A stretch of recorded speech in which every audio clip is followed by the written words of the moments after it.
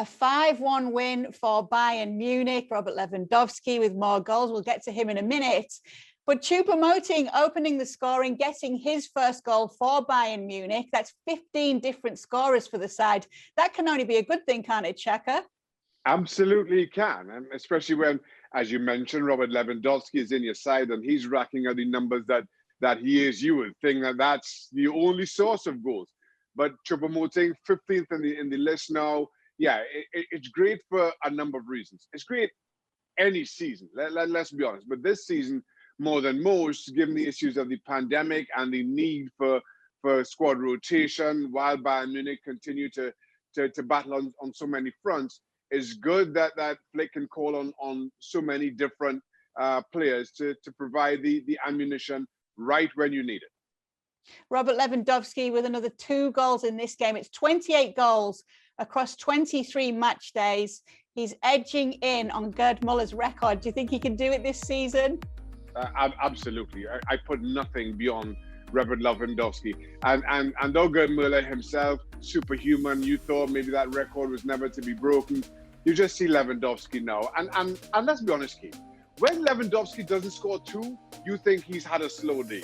And that's the where he has set his own bar.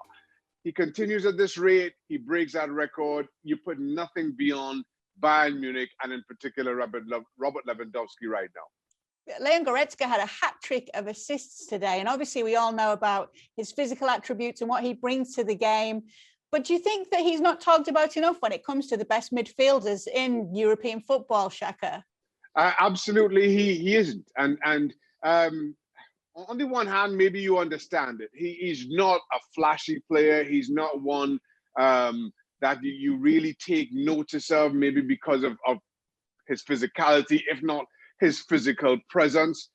But he gets the job done. He knows what he's doing in that midfield. He always finds right positions, and he knows what's going on around him, and which is shown in his numbers. But I'm with you. As much as those numbers may suggest otherwise, I still feel that there are others maybe ahead in the queue. Gnabry back and Muller as well, and both of them playing their part in the goals. Gnabry with a brace himself, obviously very positive sign. Muller with a very nice assist for one of Lewandowski's goals. But not to pour any water on this, but I just must mention a stat here that I want to know for you if it's a cause for concern for this Bayern. So they've conceded 32 goals in 23 games. That's a record high in almost 30 years for them. Should it be a concern if they are coming up in, say, bigger games against bigger opposition than Cologne? Absolutely, yes. It is a concern. And I'll tell you why. And this game played out in a manner that kind of is reflective of what you've seen of Bayern Munich of late. Since coming back from Qatar, they've stumbled. Good result against Lazio. Good first half against Cologne, where it could have been 3 or 4 at the break, let's be honest. And then all of a sudden in the second half, I thought Cologne looked a whole lot better. Bayern got a third. Run of play in many regards.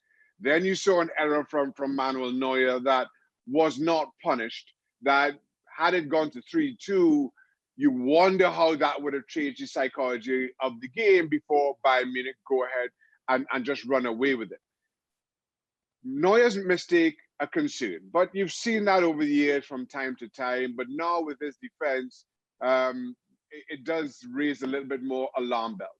Cologne's goal came from a mix-up between Boateng and Alaba, which you saw, and I thought those two got their wires crossed in midweek against Lazio in the Champions League as well.